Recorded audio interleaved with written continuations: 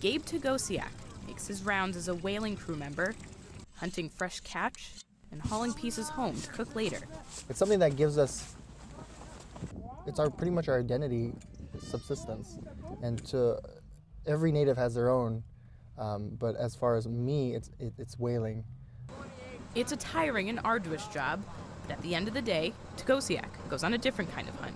He works for the Alaska Democratic Party. Well, could you sign one of these cards? Part of an unprecedented grassroots campaign to get Mark Begich reelected as the state senator in what has now become the most expensive race in Alaska history. At 6:30 at the high school library.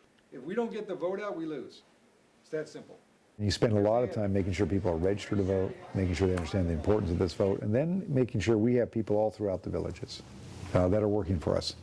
Begich is counting on rural Alaska, including natives like Tegoseak, to help win a tight race. How are you? Wow, what an honor. Against Republican candidate Dan Sullivan. You've got to put your primary focus somewhere, and Begich put his into rural Alaska, which is where he thinks he can get significant gains, and Sullivan's work in the rail belt, where he thinks he can.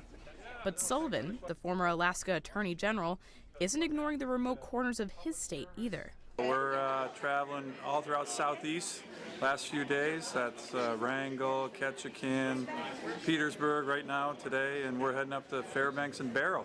So probably a couple thousand miles in between. Back in rural Barrow, where lemonade costs almost $16. Tegoseak goes door to door to get people registered and to vote early. And driving them to the polls, and bringing whatever it needs to be done to meet these people who are not really politically active, but they should care about their subsistence, and they should care about, the prices at the gas and the prices at the store. The whaler, part of a ground game unlike any other in the country. Emily Roseman, The Associated Press.